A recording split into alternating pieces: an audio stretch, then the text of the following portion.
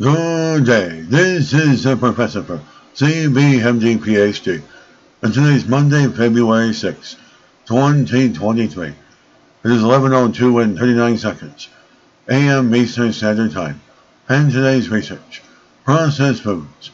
So let's hop to it here. Ultra-processed foods may be linked to increased risk of cancer. Date January 31st, 2023. Source: Imperial College, London.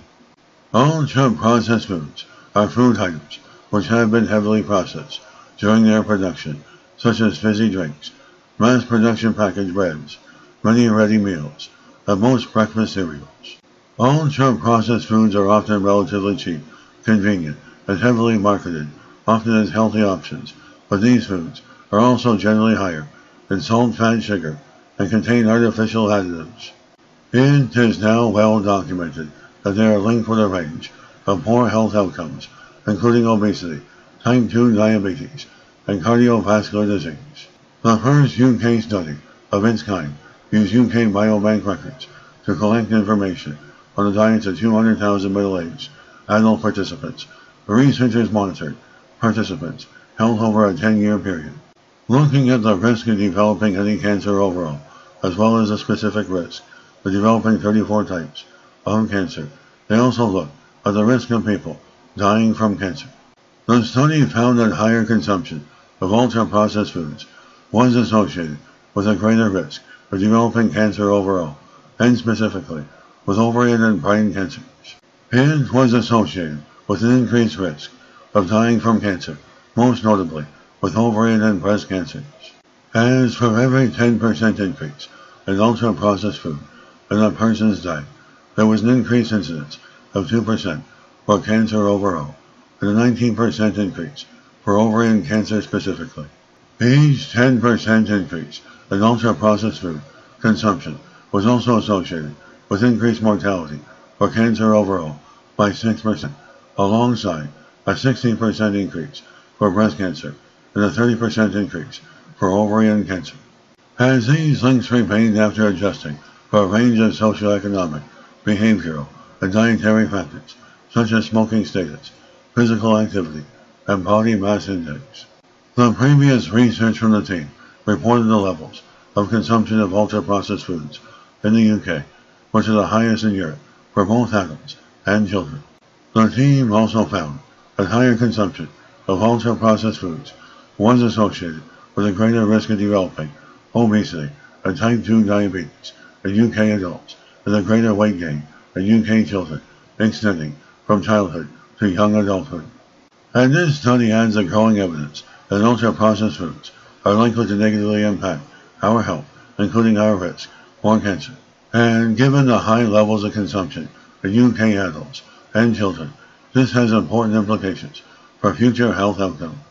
Although our study cannot prove causation, other available evidence shows that reducing ultra-processed foods in our diet could provide important health benefits. As further research is needed to confirm these findings and understand the best public health strategies to reduce the widespread presence and harms of ultra-processed foods in our diet. The average person in the UK consumes more than half of their daily energy intake from ultra-processed foods. This is exceptionally high and concerning, as ultra-processed foods are produced with industrially derived ingredients and often use food additives to adjust color, flavor, consistency, texture, or extend shelf life.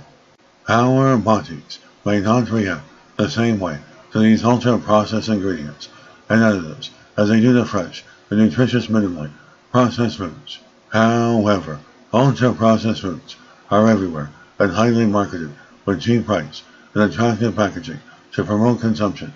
This shows our food environment needs urgent reform to protect the population from ultra-processed foods.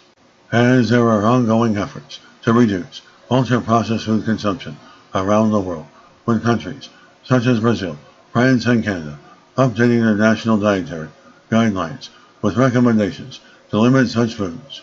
As Brazil has also banned the marketing of ultra-processed foods in schools, there are currently no similar measures to tackle ultra-processed foods in the UK. We need clear front-of-pack warning labels for ultra-processed foods to aid consumer choices, and our sugar tax should be extended to cover ultra-processed fizzy drinks, fruit-based, and milk-based drinks, as well as other ultra-processed products. Lower-income households are particularly vulnerable to these cheap and unhealthy unprocessed foods. Minimally processed and freshly prepared meals should be subsidized to ensure everyone has access to healthy, nutritious, and affordable options. The researchers note that their study is observational, so does not show a causal link between ultra-processed foods and cancer.